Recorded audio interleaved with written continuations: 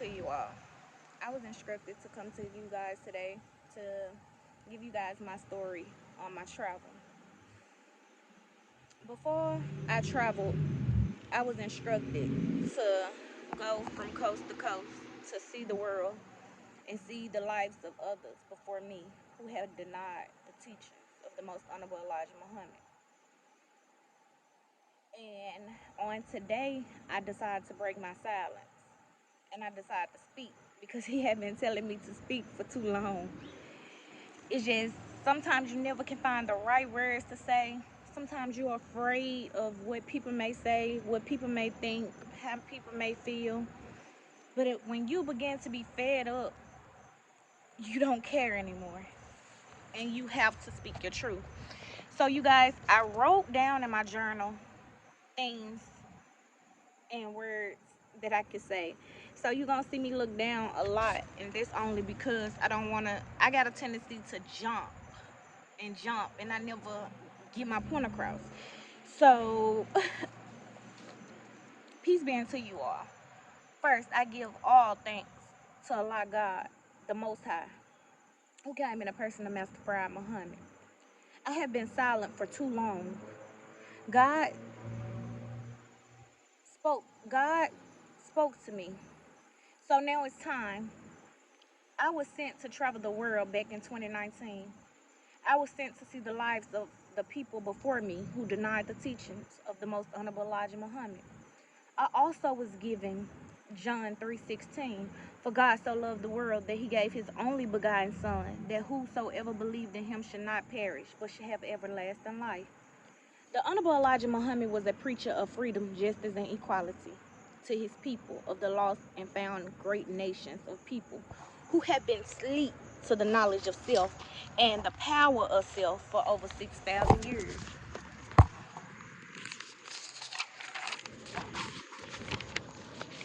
Let me take you down the straight path. Before I went to the Nation of Islam, I remember praying to God to teach me how to be a great daughter, mother, wife, friend, sister, and just a great woman overall. Then one day, me and my children and my husband was under a bridge holding signs because at that time our home burned down and we had nothing. And although I was working for the hospital, I was living from check to check. So we was, and a man came and gave us $10 and an invite to hear the teachings. And that night we made just enough to get a room, food for the children, and 2 grams. And before you judge me, this is my truth. So before you judge me, like, oh, they got grams, they got weed or whatever, I'm just speaking my truth because all of us have a truth. So when we got to the room, we fed, bathed, and put the children to bed. And, and then we stepped out, we rolled up, and we started smoking. We started talking. And I said, husband, when I was 14 years old, my auntie had passed away. And I heard a man speaking on that day. And on the stage were eight other preachers. But he was different. What he said touched me. But I was young and under my mom's guidance. I said, I think that's it. And if it is, I'm going to join. My husband was like, okay. So we went, and there it was. The same thing that I have been searching for 12 years. But at this time, I did not see the man that I saw then. So I came out on a Wednesday and then again on a Friday. And then I went to my first women class. And oh my, this, it, this, it, where, I'm so sorry, y'all. There it was. They had me on go mode. There was women there that was chasing Allah God, and this was the first time in my life being around women who was chasing God first. Not saying that they was perfect. It was just we wasn't focused on men, on clubbing, drinking, smoking. All we talked about was God and loving our husband, caring for our children, families, and nation. And being around women's gave me life. Being around these women's gave me life. It was like I hit the loud. Everybody know what loud is. Loud is some kind of brand of weed they brought out a few years ago. And I got so high. It was like a high that I did not want to put down. It was an addiction, but I seen that it was changing me for the better. I started to become stronger. I started cooking. I started cleaning, loving myself, God, my children, my husband, and more. But that's just the good part. So as time went on, I finally saw the minister at 55 and said, this him, Minister Anthony Muhammad, but I think his name was recently changed to Minister Abdul Muhammad. And I said, this is him, the man that I heard then that touched my soul, to only find out my cousin Ken was at the same place before. So here comes the part most people wouldn't talk about. Hell breaking loose. As I was in the wash, I started having issues with my boyfriend, whom is my husband now. My family, my friends, work. It was like I couldn't get a break. I was working 2 jobs, day and night, 14 days to 16 days straight without an off day. Then from work to the mosque at events holding posts because I knew I was supposed to be aiding. So when I say all hell broken loose, my husband and I will fight every day. Almost, we stayed around the corner from his mom and my mom. And every day he would always be like, and want me, I'll be back. And be gone in the car for hours. I remember doing a 7-day fast for spiritual growth, which caused me to be sick because my body wasn't used to starving. And this time we moved in a house, but didn't have anything in it. So here I was, balled up in the living room on the floor with my cover and my books, which was the study guide, the Holy Quran, and my package from women's class. All I could do was study and cry out to God. I was like, Lord, this man see me in here on the floor sick, and yet all he want to do is hang out and smoke. Also, in the inside, I was like, when I get well, I'm gonna get him. He gonna pay. So when I got well, it was that Saturday after class. I remember showing up and leaning over, and one of my favorite sisters, when I say favorite, you guys, I loved it, that sister, because she gave me so much spunk, so much fire. She was around the same age as me. We had the same amount of kids. It was like God knew what he was doing. But a lot of sisters at 55 was like, quote unquote, I call my favorite sis. But I love all my sisters though. Okay. Women's class. All I could do was, okay, I'm sorry. Let me go back. I remember showing up, leaning over, and one of my favorite sisters walked up on me. She said, Sister, are you okay? And I told her that I was doing a 7-day fast. And she told me that Allah did not want to cause any, make it hard for us. And at any time I feel any more sicker, I need to eat something and to take care of myself. In ways we were so much alike. She had 6 children and so did I. We both had 2 girls and 4 boys around the same age. That sister gave me so much fire. When I went to 55, man, all of my sisters there got me to a level that everyone did not want to be around me anymore. They would always say, I think I was too good, or they will remind me of my past. Like, I miss you smoking, I miss you clubbing, and things like that. They was like, all you do now is work and go to the malls. You're no fun. The crazy part is I grew to have so much love for my husband. I would fight him just to try to make him do right. Although both of us joined, I felt that we was falling apart. I was going deeper and he was walking away. I remember one Sunday on the way to the mosque, we got to jacking and he snatched my headpiece off. When we pulled up, you could tell we been fighting, but I tried to play it off. Went to the restroom and one of my sisters came in. She did not judge me. She just fixed my crown. Now, this sister that I'm talking about, when I met her, it was like I seen an angel. She was so sweet and so humble, so tender, so caring, so nurtured. And anytime I called, she was right there for me. And she gave me so much spunk and so much hope and so much fire. She made me look at myself and start loving myself.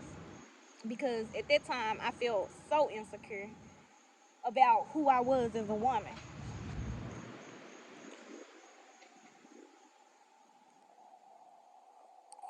And she fixed my crown and sent me out to try again.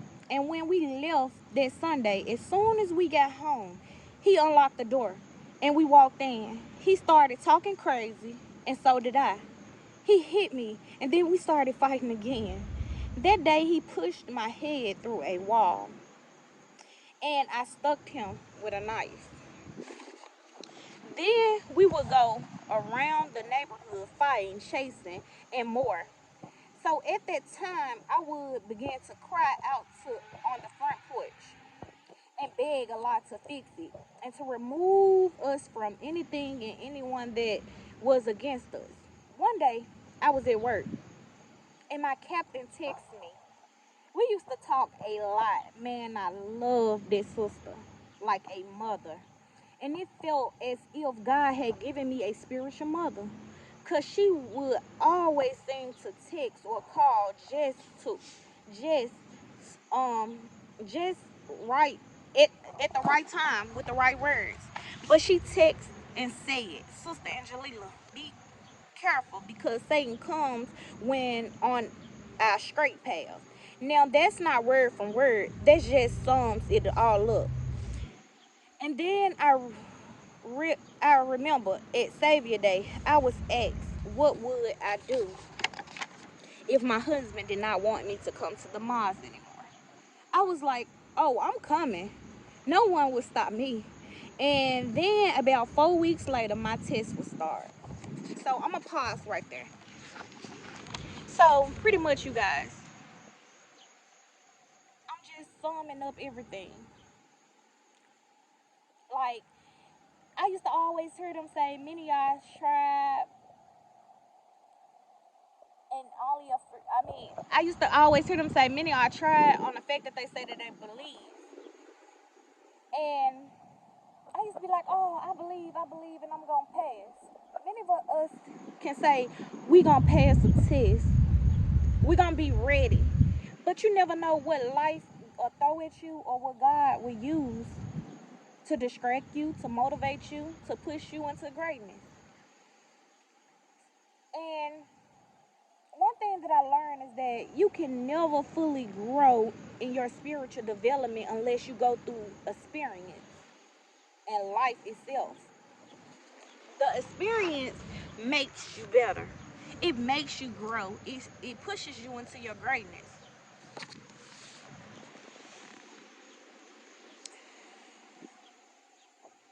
The fact that I said I was a believer, that that's when one night I was awakened to a dead smell, like it was dead for thousands of years. A voice said 3 times, John 3:16, John 3:16, John 3:16.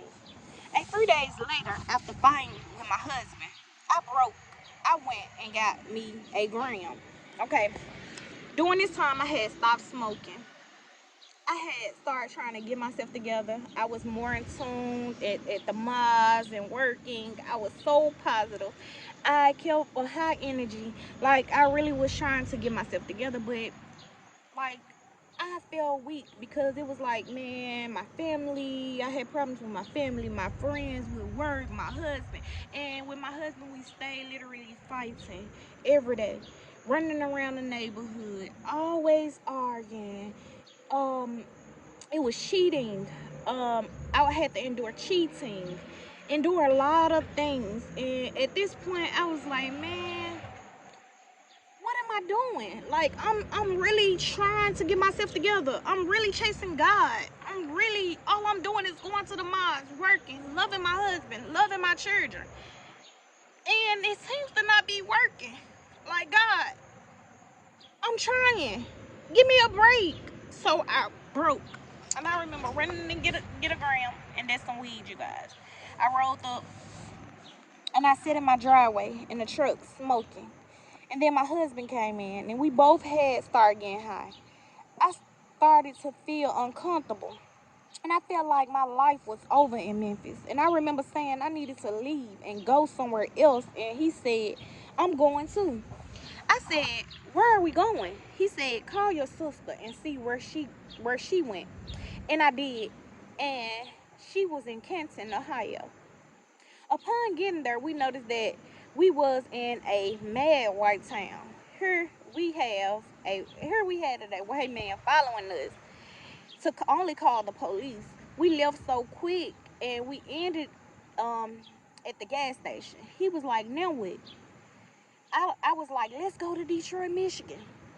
Cause when I was there at Savior Day, I asked the Lord to allow me and my family to move here because I seen the beauty. So we got there. I was so happy. I was like, man, I'm about to show out. I remember we got there and we arrived in Auburn Hill at a Red Roof Inn. And I remember us being on the top floor and I was looking out the window over the city and I was screaming, man, I'm so ready. Man, I'm about to be on fire. I'm about to put in work for Mars #1. You know what I'm saying? I'm about to show out. And fortunately, then we went around and I remember us seeing the condition of that place. I got discouraged. The people there was always partying, drinking, smoking, and turning up. But here's where I went left. I received a text saying we had a trip to see the minister, but we needed $75 for bus fare, and then we needed 300 to 500 to come with us to meet Jesus. I lost it because here, me and my family was homeless, living in hotel rooms, no job with 6 children, standing, holding signs every day just to keep a roof over our head, with no help but God. And then you mean to tell me I cannot come and meet Jesus because I'm broke with no funds? So I went in online and I bashed and I bashed and I bashed some more because I was so hurt because, man, all I wanted to do was to go to this event and to finally get a chance to meet the Honorable Minister Louis Farrakhan. I was praying that he could have gave me some guidance about what I can do to become better or how I could become better. And then during those times, man, it was so hard because when we first arrived to Detroit, it was so toe up there. And it was like, man, we had no job. Remember, we just up and left. So we had nothing. We was standing on the corner with signs just to make sure we had a roof over our head and our children head at night. And to receive this, I was like, man. So I was hurt. So only thing I wanted to do, when I hurt, the saying is a hurt person hurt people. So by me being hurt, all I wanted to do was hurt back, hurt back, hurt back, hurt back. So we got into it with people that we was once so close to. And my heart was still with the nation. Although I was speaking evil, I never stopped studying the books, Quran, or following the lectures. So time went past. Now we moved in a home that was next door to the Muhammad's. Once we got there, we had our Wi-Fi box delivered there, which they had taken off the porch and opened it. They waited till we left and put it on the porch, which made my husband madder. But we kept to ourselves. So as our year was almost up, I had our son, which passed away. We started having issues with the sister children because at that time we had cameras around our home. And the cameras wasn't for anyone in particular. It was just because me, my husband, and our 6 children was in a strange land. We didn't know nobody.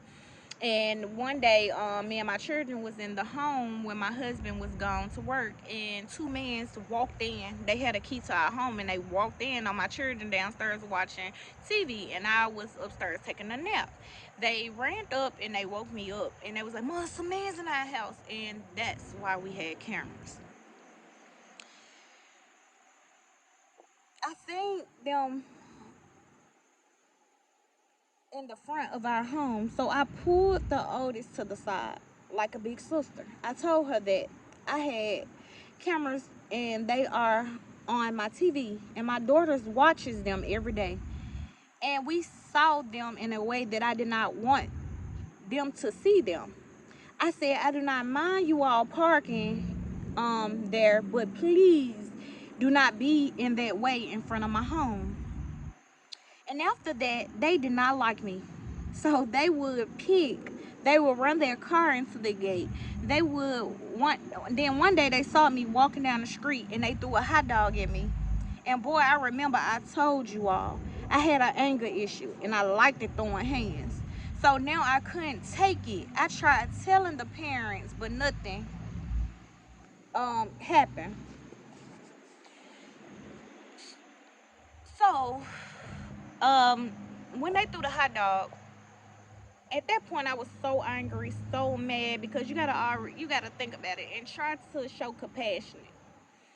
I had just lost my baby, my son. I was pregnant for 8 months, and I had already been previously miscarriaging every time I would conceive, and I had finally got pregnant and made it to 8 months pregnant, and I was so happy.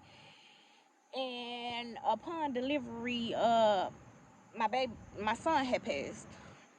So I was going through a lot, and I had a lot of emotions, and I wasn't fully saved, and I didn't know how to handle my emotions already. So I would walk, I would walk, I would walk, and I'm really not a mean person, but I did notice that I have this anger issue that's been built up for years that never really started to come out into the last past for years or whatever. So at this point, they called the police. So now I'm madder and madder because I'm going through a lot. And then here they go. So I went live going off. We met I went live going off. After that we went to Mars number 1 to be exact, with little to no help. So I went live again and bashed and bashed and bashed. To the real to be real, I saw people homeless on drugs on the corner selling themselves. Me and my husband used to go around and pass out food and hygiene and money. I remember I used to see the sisters that would be standing at the end of the street, and I would get out and give them money and talk to them. Although I had my issues with the nation at that time, I knew that it would help them. So it it helped me. So I would tell them to go there to Mars number 1. I remember loving on them, hugging them, telling them I love them. It's like when I was doing that, I felt the fire.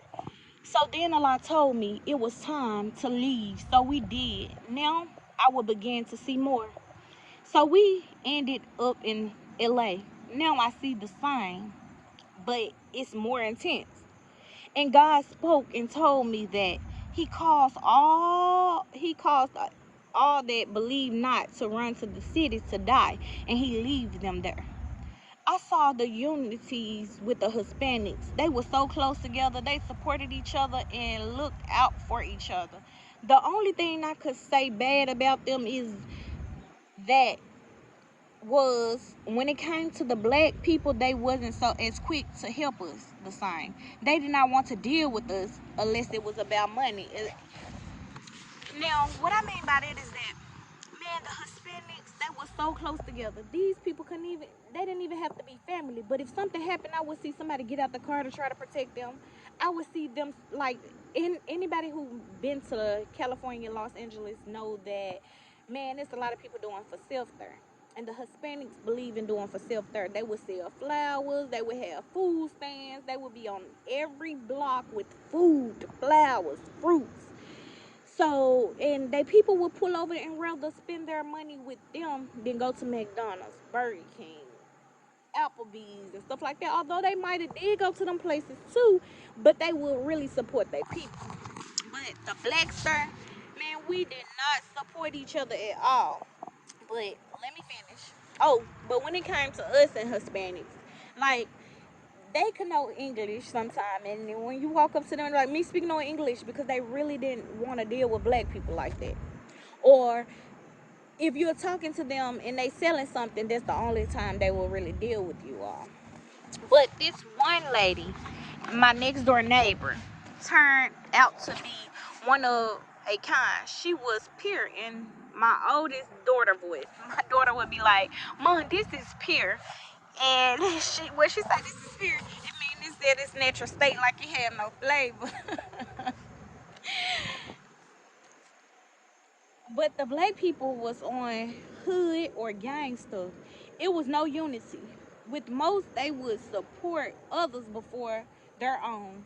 And they would show love to others and be ready to fight and kill each other. The blacks there seemed to be hurting bad. All the sisters seemed to be on the corner, and some seemed to look so young. We had no place there. Even if we did for self, you would feel the effect.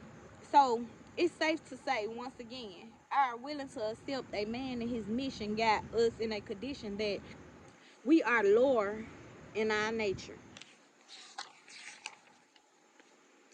But being there, I was able to find my voice again. I was able to condemn self and see me under the light. One thing that I noticed is how I spent so much time trying to please man and make man love me. I noticed that I didn't even have love for self, because if I did, I wouldn't chase the man down.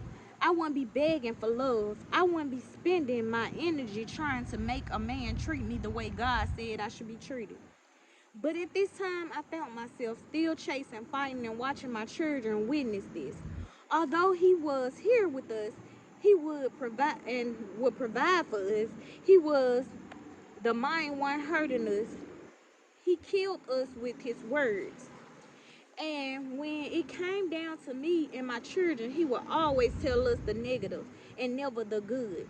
Every day I watched how he would be so easy to angle with us over small things, and how it went from loving us, taking us to the park, playing with the children, to whooping them for everything, cussing at them, and making them do the same, and making me do the same.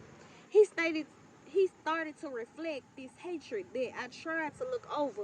When the children would come crying out to me, I would always try to paint it in a better light. Being here helped me to take 3 steps back and to pay more attention to their voice as well as mine. He played part in me going back to the nation, because he told me that if I ever go back, he would leave me. And I was afraid to lose him because I did not want to start over again. After God told me that I belonged there, so then after saying all this, we then was instructed to leave there. Now here we were traveling again. At this time, we are going in a direction that was getting darker. As we go, we are traveling through all white towns. We can feel the effects. We can see them living. They had land, nice home, nice things, and here we are trying to just live and take care of our children. With bad credit, no money, but with faith, we move. We travel for 7 days. And at that third state, we ran out of funds. And I remember God saying, keep going. He will provide. And he did just that. See, he told me to come here. He told me to come to New York and to attend 7. And there I would become a minister and to speak up.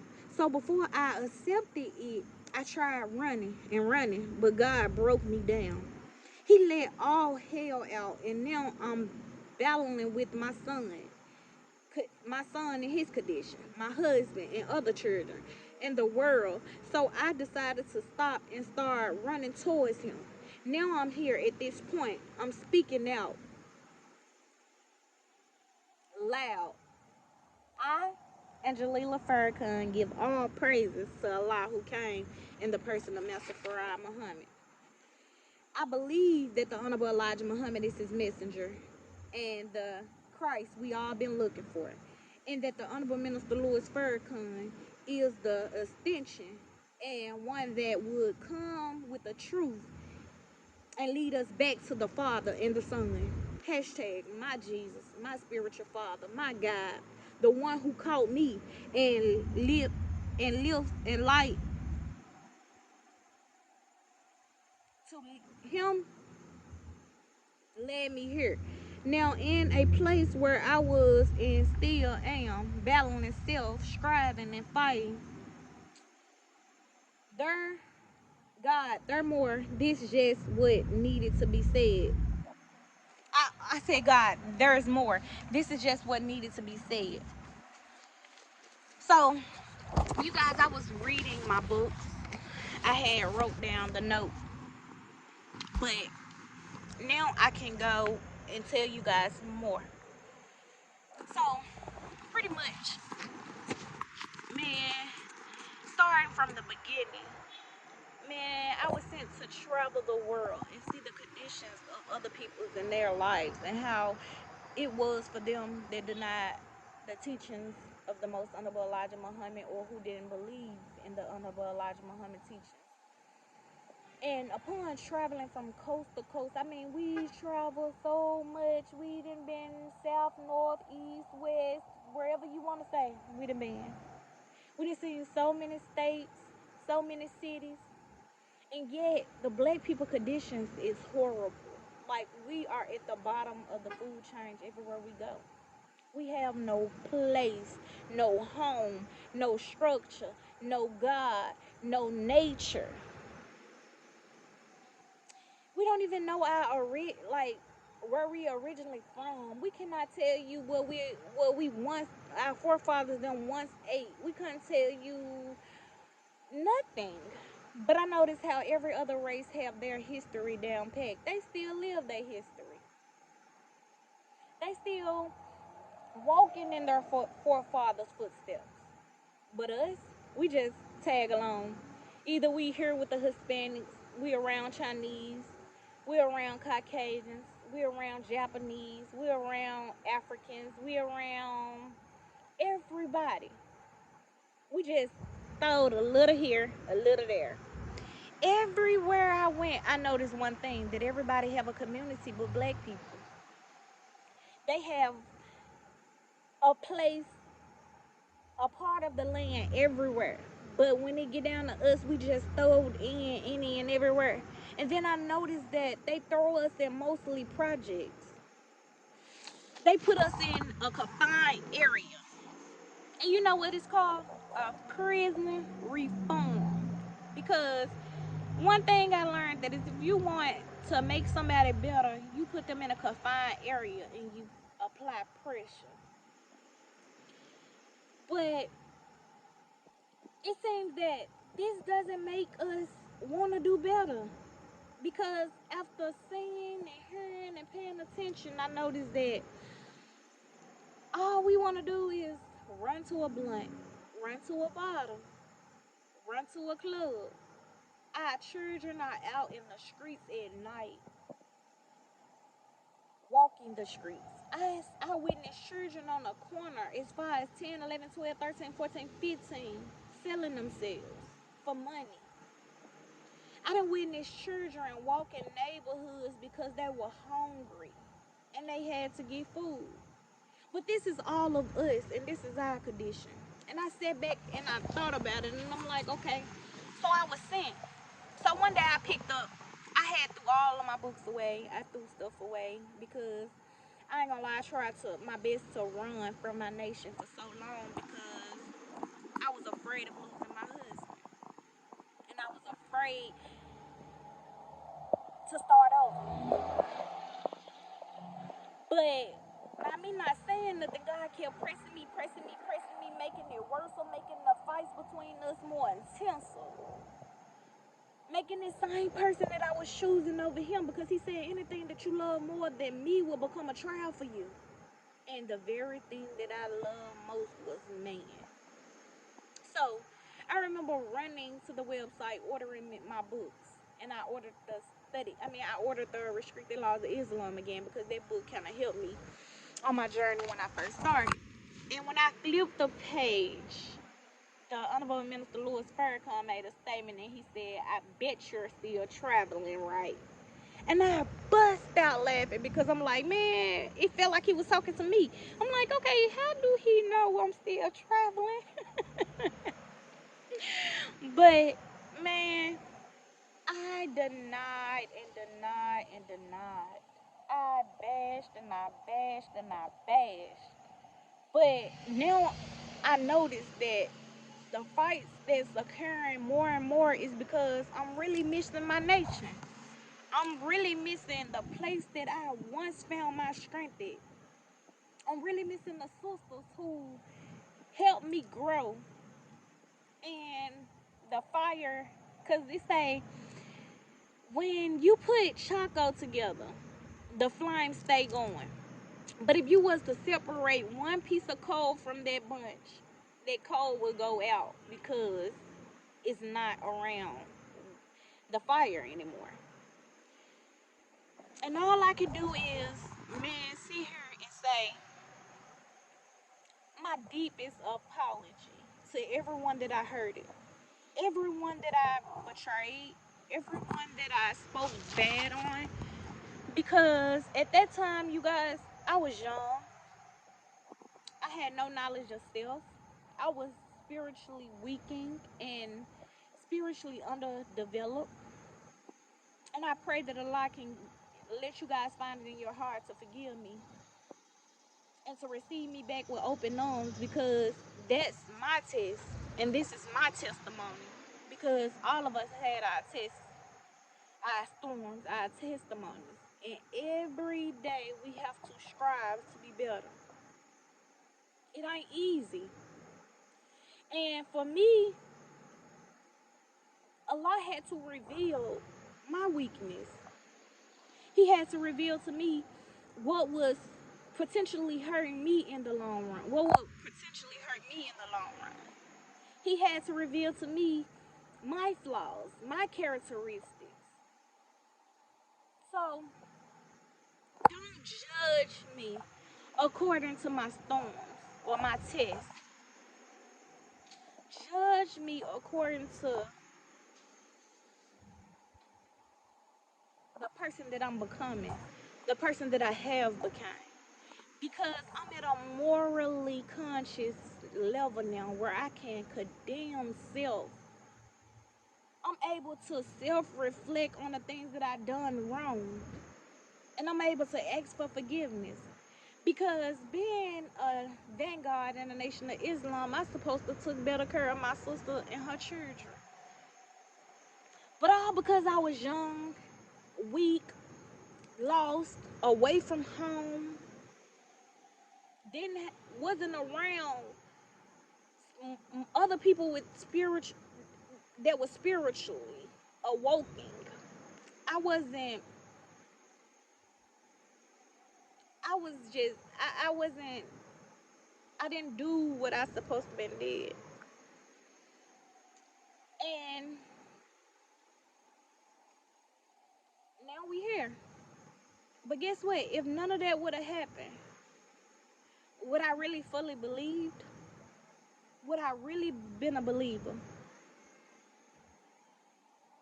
See, it take experience and life itself to build you, to build belief. So before you guys click off, exit out, know this. My experience made me stronger. And now I can strongly and proudly say, I am a follower of the Nation of Islam. And I believe that God came in the person of Master Farad Muhammad, and that the most honorable Elijah Muhammad is the exalted Christ, and the honorable Minister Louis Farrakhan is the extension that everyone is looking for.